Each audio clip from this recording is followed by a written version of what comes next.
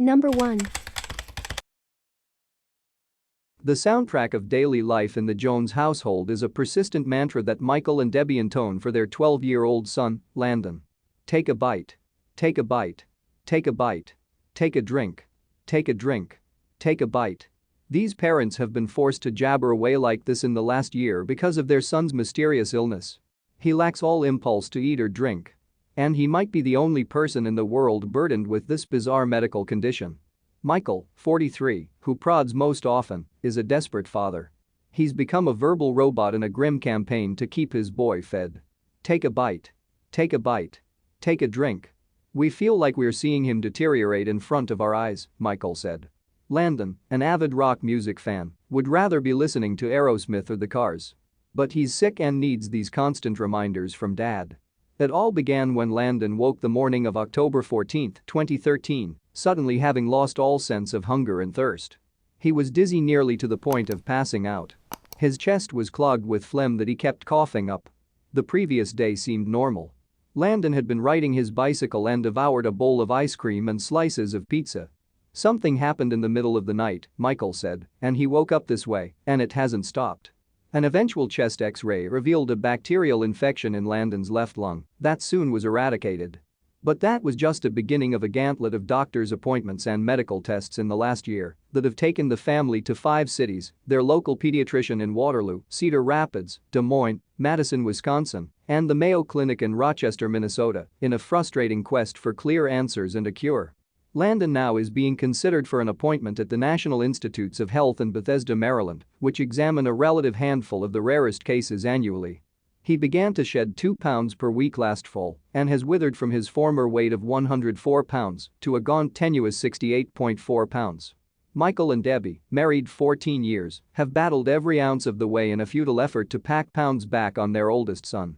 He wants to feel normal. Landon arrived home from school last week with his playful brother Bryce, 9, kind of the Woody Allen of the school, as Michael described him.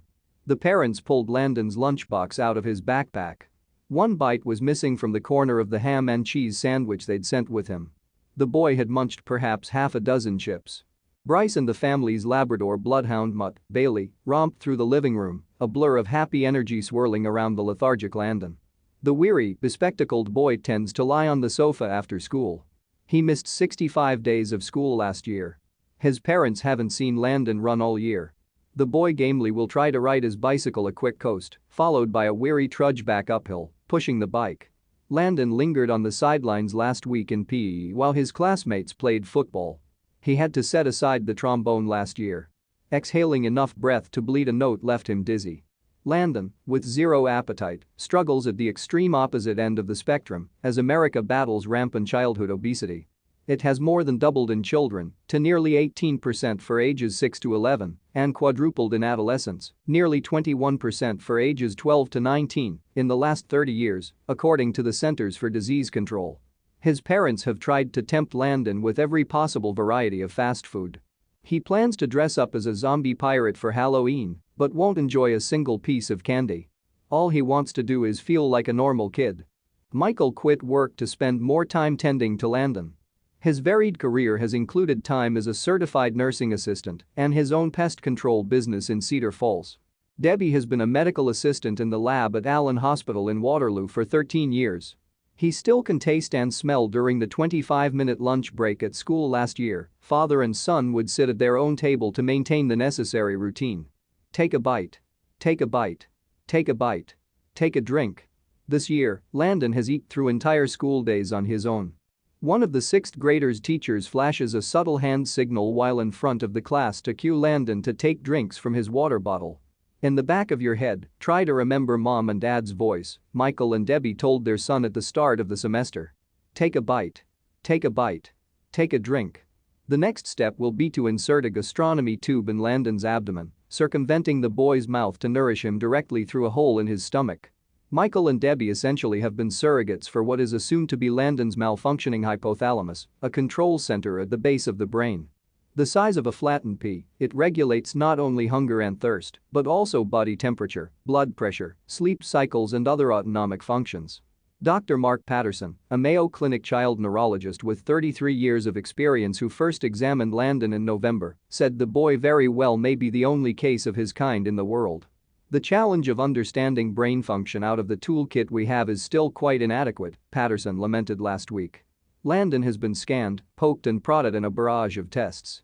He has endured a spinal tap, encephalograms, abdominal imaging and nutritional and psychiatric evaluations. It was confirmed that, yes, he still can taste and smell.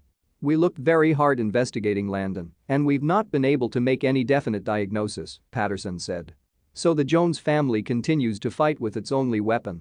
More calories. Michael and Debbie have scrutinized their son's weight so much that they pinpointed the 9-ounce difference between their home scale and the scale at People's Community Health Clinic in Waterloo, where they visit their pediatrician, Dr. Rachana Krishna.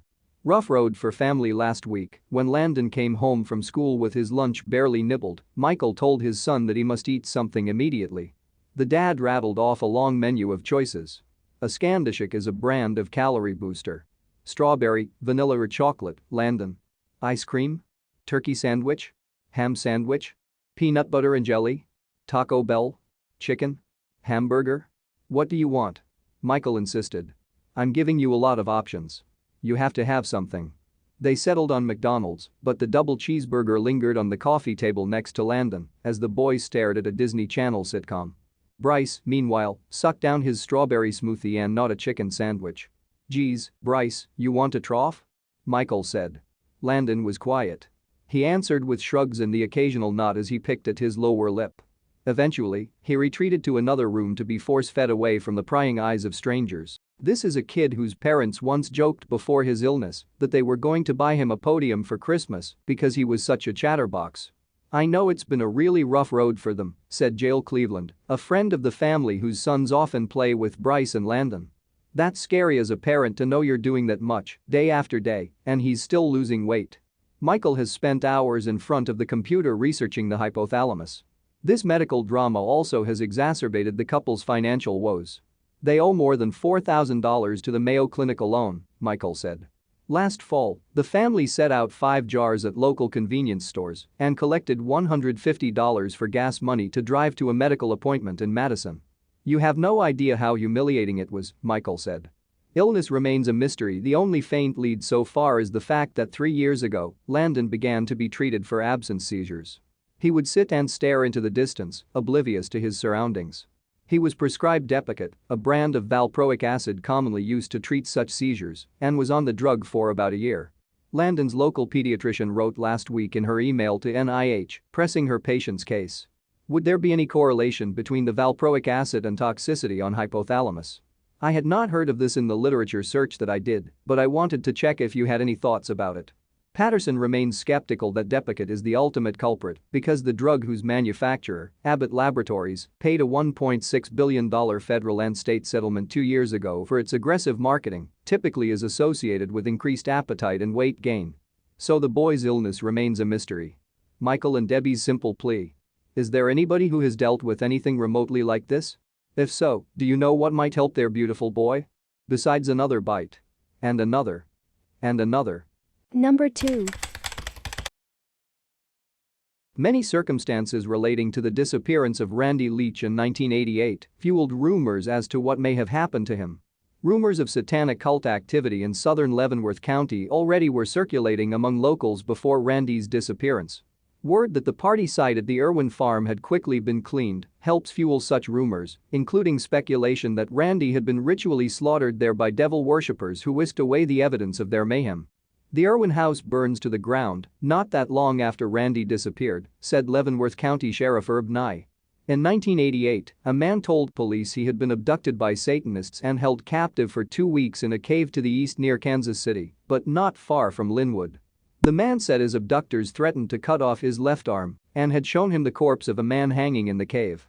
The corpse perhaps was Randy. It was some time before police searched the cave. No bodies were found. They concluded the man was a drug user who hallucinated the experience. The cave has since been bulldozed at the request of the sheriff, says Randy's dad. The sheriff denies this. Steve Doherty, one of the last people certainly seen with Randy the night he disappeared, showed police in March of 1989 a severed foot and a tennis shoe on the banks of the Kansas River. He said he found it while strolling. Police searched the area for other remains but couldn't find any. They concluded the foot was not Randy's. Doherty, in his 30s when Randy disappeared, has since died. Internal police reports about the Randy Leach case began showing up in the Leach's mailbox. Harold Leach said he doesn't know the source of the documents but believes they came from sympathetic law officers convinced the investigation was being botched by authorities. In 1993, a man purporting to be a research journalist offered his assistance to the Leaches and spent several months without pay interviewing partygoers and others who might have known something about the case. The man went by the names of Terry Martin and Lee Harper. Executing warrants issued by the assistant Leavenworth County Attorney, Weston arrested 3 men for the alleged murder and kidnapping of Randy Leach, but the men were quickly released.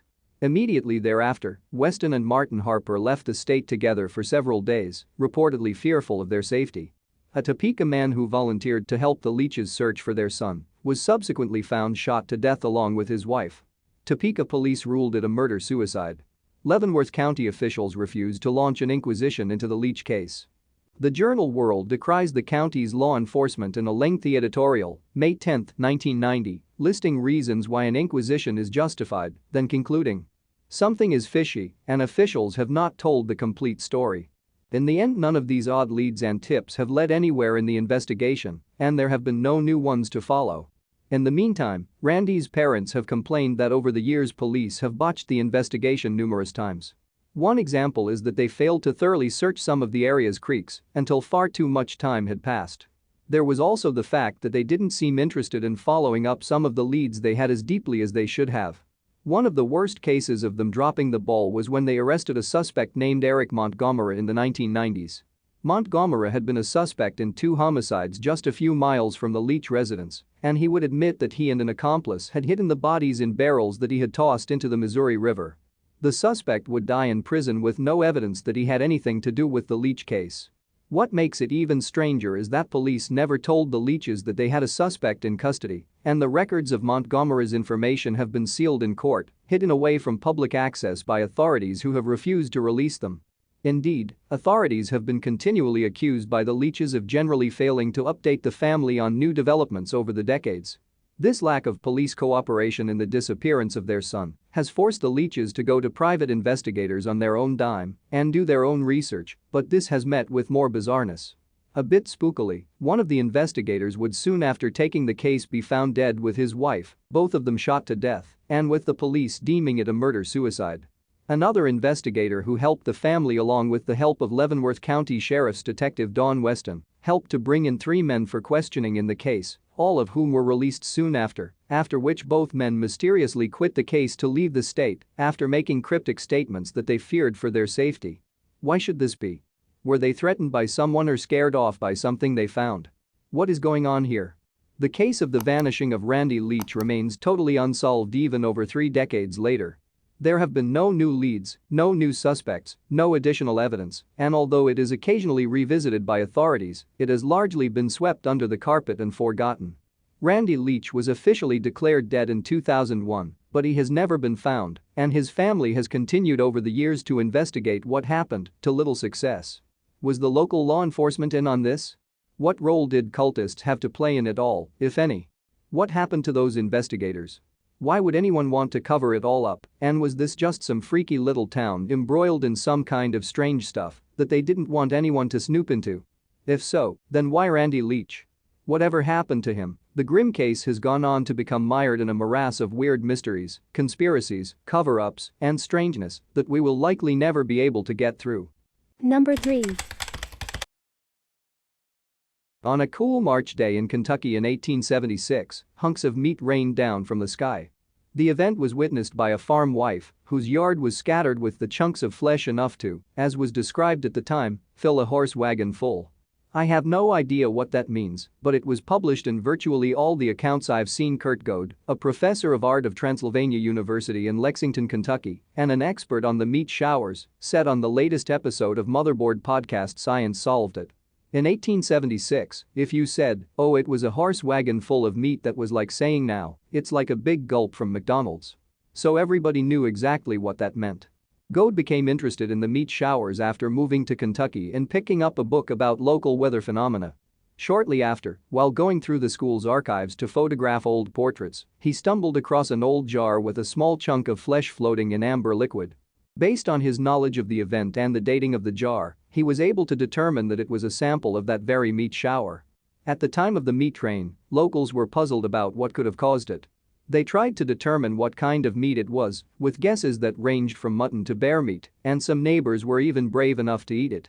So meat falls from the sky, and apparently that was not alarming enough to them to not eat it, Goad said.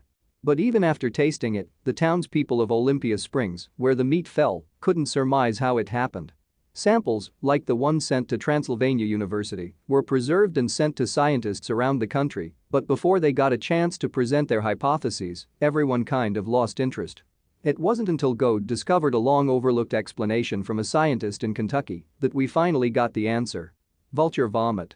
Meat is heavy, explained Joe Walston, the vice president for field programs at the Wildlife Conservation Society. If you want to take off quickly with a huge amount of weight, the first thing you're going to do is vomit. Vultures don't typically vomit from feeling sick because their stomachs are super acidic, which allows them to digest all of the gross stuff they eat, like partially decayed carcasses. But vultures tend to gorge themselves when they eat because they don't know when they'll get their next meal. This means they have to sit and digest for a while after feeding, but if something startles them and they need to get airborne quickly, they have been known to vomit to lighten the load. They'll even vomit in the air as they're taking off, if they have to. Walston said the theory that a group of startled, recently fed vultures vomited causing the meat showers was a highly plausible theory and made sense with what we know about vultures. Goad added that the state of the meat and the kind of tissue found in it would also make sense for a vulture's diet. It's not all like it was run through a meat slicer, so it is different sizes and it is torn pieces. That does make sense, Goad said. And it also makes sense because the scientists who later looked at it under a microscope didn't venture any guess as to what animal it came from. But they noticed that there was cartilage and lung tissue. It sounds like something from a horror film, but the truth about this story is that the only horrifying thing is that a bunch of people most likely ate chunks of vulture vomit, trying to figure out what it was. Number 4. There is some confusion regarding Laveau's year of birth. Some documents indicate that she was born in 1794, while other research supports 1801 as the year of her birth. She is said to have been born to an African woman named Marguerite d'Arcantel and to Charles Laveau. Marie Laveau married a Creole man from Saint-Domingue, now Haiti, named Jacques Paris. He reportedly disappeared and was later reported dead. Upon his disappearance, Laveau began referring to herself as the widow Paris. After the reported death of her husband, Laveau started a relationship with Jean-Louis Christophe Duminy de Glapion. Together, they had several children, some of whom were victims of the various yellow fever outbreaks that plagued New Orleans due to the city's poor drainage system. Although Laveau was a committed mother and wife, much of her priority in caretaking was extended to her spiritual children and the general community. Laveau became a hairdresser to create economic stability for herself and her family. Through interaction with her black clients who were house servants, she was exposed to personal information about her wealthy white clients, who often sought her counsel. Laveau used this information to give informed counsel to the people who sought advice from her concerning their personal affairs. Many wealthy and politically affluent individuals, both white and black, paid Laveau for personal advice, intervention in some situation, and protection against any evil energy that might have been placed against them. Voodoo, as a religious system, is derived from spiritual practices from Dahomey, the historic Western African kingdom, located in what is now Benin. Voodoo is actually a Fon word that means spirit or deity. Voodoo was transported to the United States during the transatlantic slave trade. African religion was brought to New Orleans, first by the initial group of enslaved Africans from Western Africa. After the revolution in Saint-Domingue, 1791-1804, another wave of African people brought their religion to New Orleans. The Voodoo tradition was strengthened and reinforced by the free and enslaved African community of New Orleans. It is important to note that the practice of Voodoo in New Orleans is not the purest manifestation of Voodoo as it was known in Dahomey. Also, it is not the same religious system that is observed in Haiti. Saint-Domingue was isolated, and religious and cultural practices were maintained and sustained. However, in New Orleans, Voodooists had to adhere to strict European laws, codes, and oppression associated with enslavement. Voodoo was often under scrutiny by public officials and the law. Nevertheless, Voodoo held a strong presence in New Orleans throughout the centuries, and Voodoo ceremonies and activities took place at various sites around the city. Voodoo in New Orleans consisted of root work and gris-gris or juju. People would seek out conjurers or other spiritualists for spiritual intervention or protection in their daily affairs. These favors ranged from those concerning love to political influence. Although most workers used their powers for positive forces, there were some who did not. It was probably the work of this small percentage of people that was sensationalized by people outside of the religion. This aspect of the religion became known as hoodoo and is often the basis for misconceptions that public society has about voodoo. Said by some to be the granddaughter of a powerful priestess in Saint-Domingue, Laveau reportedly had a familial background in African spirituality. She was drawn to religion after the death of her mother. Laveau underwent the tutelage of Dr. John Bayou, a well-known Senegalese conjurer, root worker. She did not take long to dominate the culture and society of voodoo in New Orleans. As a queen for several decades, Laveau was mother to many. People sought her advice for marital affairs, domestic disputes, judicial issues, childbearing, finances, health, and good luck. Laveau would in turn counsel her practitioners by supplying them with advice or with protective spiritual objects such as candles, powder, and an assortment of other items mixed together to create a gris-gris. As queen, Laveau predominantly orchestrated rituals at three main sites: her home on Sainte Anne Street, Congo Square, and Lake Pontchartrain. At her home on Sainte Anne Street, Laveau would converse with clients who would meet with her regarding any issues they were having. In her backyard, she would also have ceremonies that conjured the spirit of the great zombie, the deity Dambalawido, who would manifest through a snake. The second major ritualistic space, Congo Square, was a public square that was set aside by city officials as a gathering space for both enslaved and free African people. Laveau would gather her followers here on Sundays to dance and worship. No major ceremonies would take place here, but it was a place of spiritual gathering and rejuvenation for Africans who experienced major oppression and hardships both on the plantation and as free citizens. The last place of significance that was presided over by Laveau was Bayou St. John's, which was located on the shore of Lake Pontchartrain. It was here that major ceremonies took place among the initiated in the religion. Laveau would often be accompanied by her king or a second-ranking male officiate. Singing, dancing, drumming, and spirit possession would occur in these gatherings. Curious white people would often sneak into the woods to witness these ceremonies. For sensationalism, they would often report extreme tales of what they witnessed. Number 5. The rumors and stories from upset children in the fall of 1939 were at first brushed aside by the adult residents of Provincetown, Massachusetts. Children had wild imaginations anyway, and it was coming up on Halloween. The nights were getting steadily darker. It wasn't any wonder that they were scaring themselves. They would tell tales of a tall figure, usually dressed in black, who would leap out at the startled children as if out of nowhere. Some would even claim to see glowing eyes. However, an incident involving a young woman would make the adult community sit up and take a little bit more notice. And very likely made the children worry all the more. If this thing attacked adults as well, no one was surely safe. The sightings of the Black Flash are apparently up for debate. Some researchers claim the sightings to have lasted only weeks, for example. Others, however, insist they continued for several years. Let's go back, then, to the sighting of the young woman that made the adults of Provincetown begin to take note. But first, check out the short video below. It looks at Provincetown and why it fascinates and attracts many people to it. This late October evening in 1939, with the town a lot quieter now, many of the summer tourists had ventured back to their own respective parts of the United States. A local woman, Mary Costa, was walking through the town. As she passed the town hall, however, something strange leaped out from the cover of the bushes.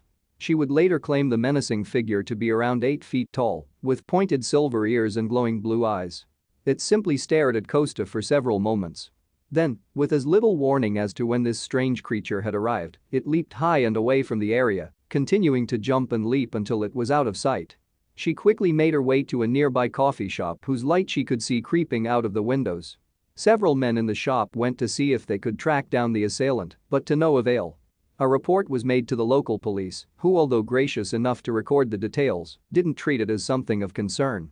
However, as similar reports began to come in over the coming days and weeks, their attitude towards this mysterious stalker changed somewhat. All of the reports were essentially the same, telling of a mysterious figure, dressed entirely in black, usually with some kind of cape. Furthermore, all would mention glowing eyes which, according to some, were red and according to others, were a silver blue. And then there were the pointed ears as well as a weird buzzing sound, similar to a bee or a fly. What's more, it could jump or leap to an incredible height, at least over 10 feet. Certainly something a person couldn't do without technical assistance of some kind or another. As the reports continued, so did the monikers associated with the creature behind it. These would include the Provincetown Phantom, the Phantom Fiend, the Black Phantom, and the Devil of the Dunes, for example. However, the Black Flash was the one that endured and saw off all other labels. And for a time, the Black Flash was the most feared entity in the region. The police themselves were having trouble keeping up with reports of this menacing creature. Especially on those occasions where reports came in from two locations, a considerable distance apart, at the same time. This would suggest that the creature could move at speeds akin to teleportation, or that there was more than one Black Flash out there. Most of the reports, although very menacing, were essentially non-violent. This mysterious dark, cloaked figure would jump out from somewhere. Interestingly, there was never a clear hiding place in sight, startle the person, and then leap high into the air and disappear. Only a few incidents on record suggest any type of violent interaction. One when local Charles Farley fired his gun at the strange creature. He claimed to have hit it, but the creature simply laughed before jumping over a high fence and disappearing. Another unnamed witness claimed the Black Flash backed him into a corner, forcing him to lash out with a punch towards it. Unbelievably, the creature had caught his fist in mid-air, apparently crushing his hand before tossing him to the ground. Perhaps the most startling details of the increasing sightings, as well as the apparent superhuman strength of the creature, was the blue flames that emerged from its mouth. What is perhaps interesting is the more than similar details to the Spring-Heeled Jack encounters of the mid to late 1800s in southern England. The last tentative sighting of the mysterious creature was in the early 20th century. A strange dark figure was seen leaping high over the rooftops of a housing estate near London. Might Spring-Heeled Jack be a flesh and blood entity who somehow made an escape from the public eye by venturing to the United States? Or might both creatures be independent of each other, but of the same, unknown, to us, race? And what are they? Are they merely humans utilizing some kind of technology? Or might they be another indigenous creature whose residence and history remain a mystery to us? There are some who claim that details of the Spring-Heeled Jack accounts are recent additions to the Black Flash accounts to create such a link. While that is certainly not beyond the realms of possibility, it doesn't appear likely. There is discrepancy on some of the details of the Black Flash sightings, though. Not least, how long the timeline of events was. Many researchers in the modern era, based largely on works such as Passing Strange by Joe Citro and New England's Mad and Mysterious Men by Robert Cahill, that the sightings went on for several years. In fact, the last apparent incident was as late as November 1945. However, researcher Theo Pagemans disputes this, claiming that the sightings themselves lasted only for weeks before stopping suddenly. What's more, many believe that the time itself, the last months of 1939, are important to examine when investigating the Black Flash sightings. As the final year of the 30s began, the New England area was as much hit by the recent Great Depression as anywhere else in the United States.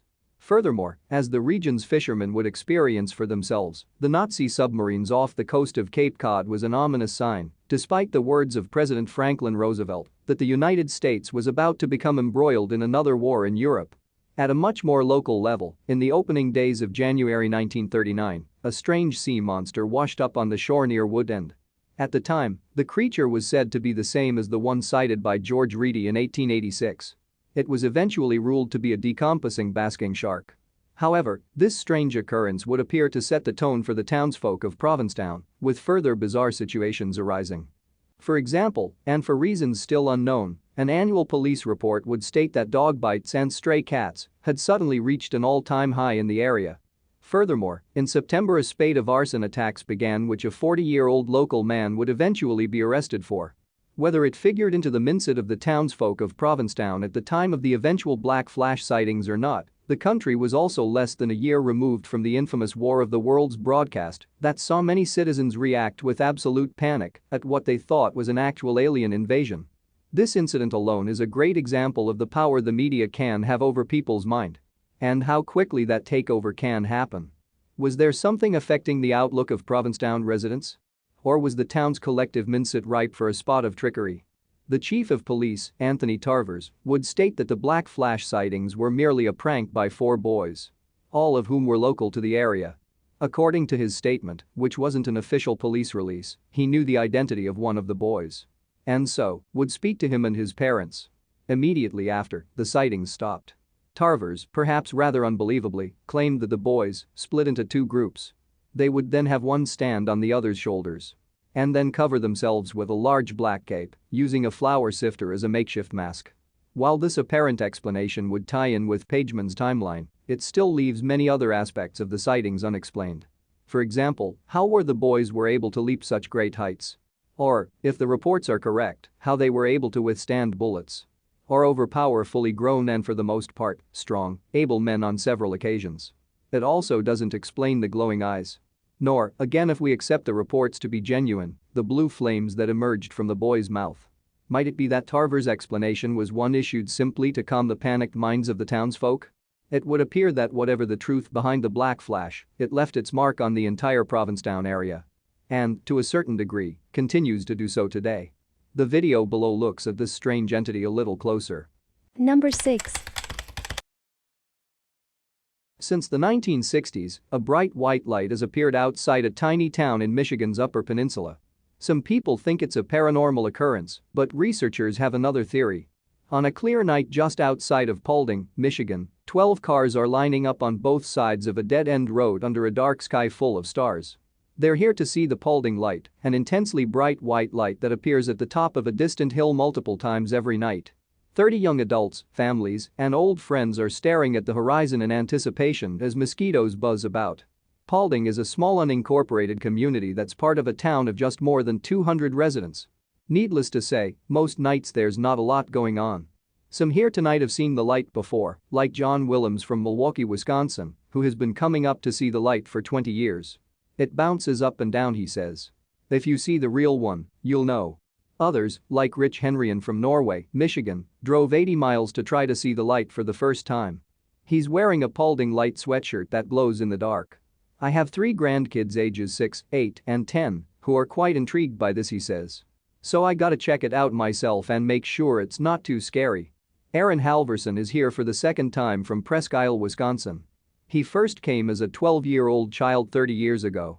It started kind of at the top of the trees, and it looked like it was coming down the hill towards us, he says.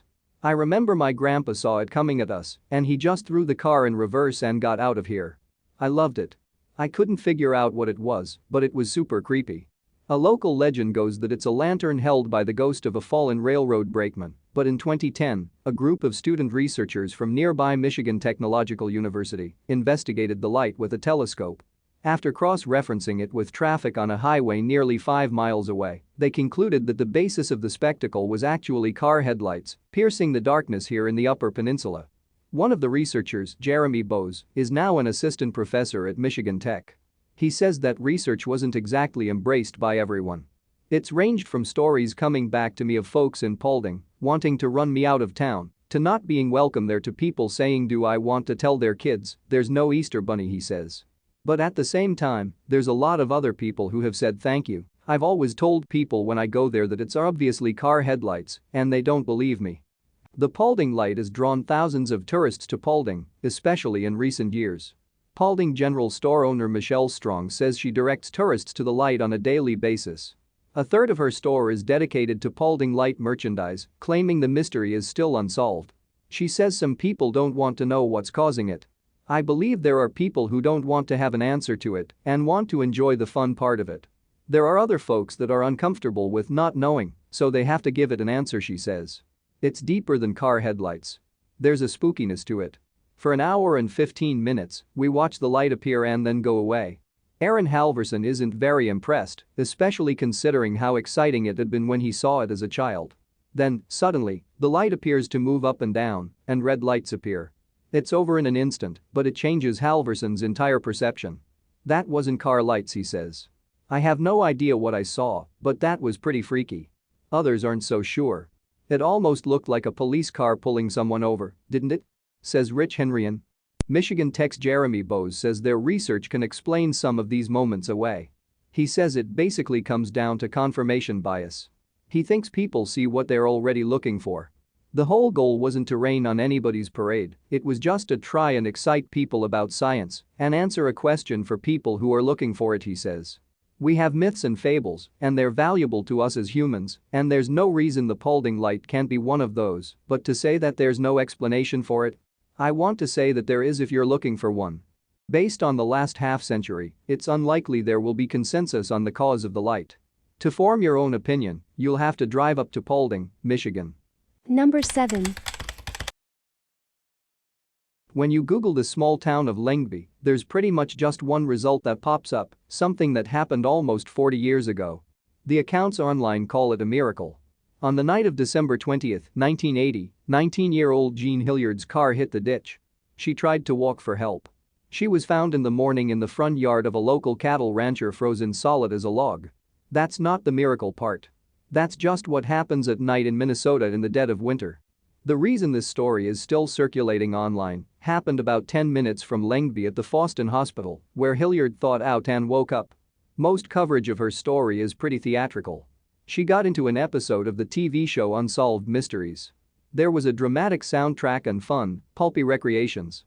Over the last 37 years, the story's been told and retold on late-night TV and the sort of websites that investigate supernatural events. When Hilliard tells her story, it's more down to earth. Froze stiffer than a board, but I had gone into town and met some friends, she said in a recent interview with NPR News.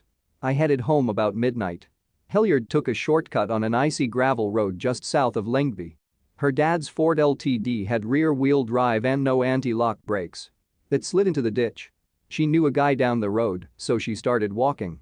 It was 20 below that night, and she was wearing cowboy boots. I'd get over one hill, thinking his place would be there, and it wasn't, she said. I was more frustrated than scared. 2 miles later, she finally saw her friend's house through the trees. Then she says, everything went black. Later, people told her she'd made it to her friend's yard, tripped, and crawled on her hands and knees to his doorstep.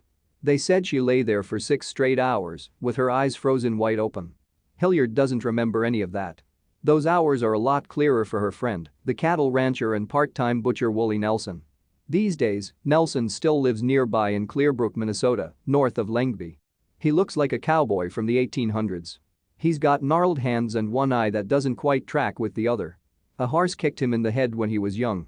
The morning he found Hilliard is sharp in his memory. I was so damn surprised when I saw that little hunk out in the yard, he said. I grabbed her by the collar and skidded her into the porch.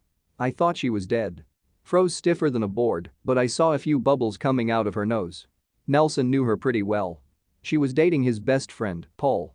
The night before, they'd all been out together, drinking and dancing at the hottest spot in driving distance, the Foston American Legion. At that time it was the place to go to, he said. Nelson brought a woman home that night. Then in the morning, he had to ask her to help load Hilliard's frozen body into his truck. But she was too stiff to fit in the cab, so they had to take the woman's car.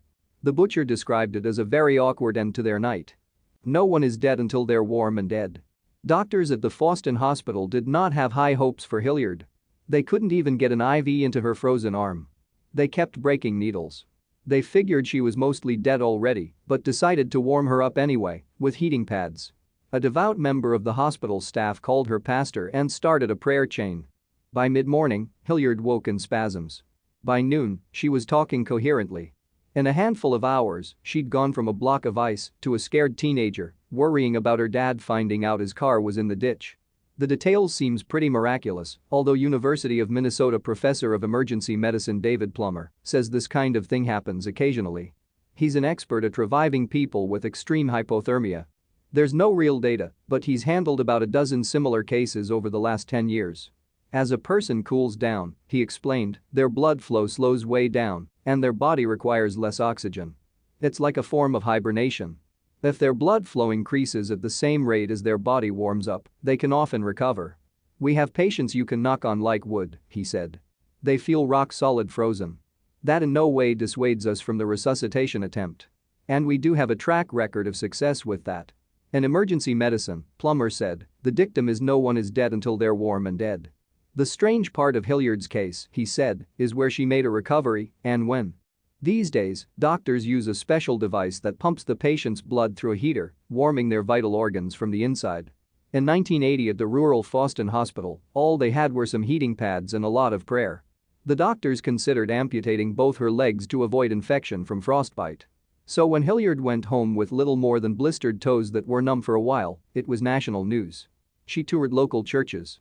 Talk shows flew her to New York City to tell her story. The miracle girl from Langby, Minnesota. "I was on the Today Show," she said. "I was interviewed by Tom Brokaw. I took my mother on that trip. That was fun."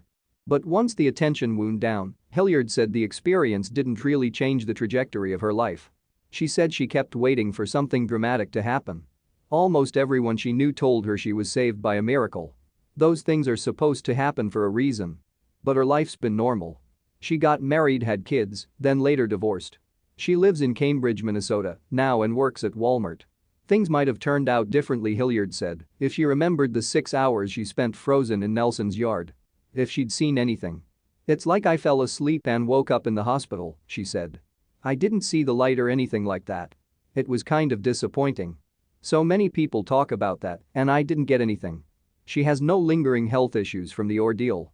These days, she doesn't spend much time thinking about that night in 1980.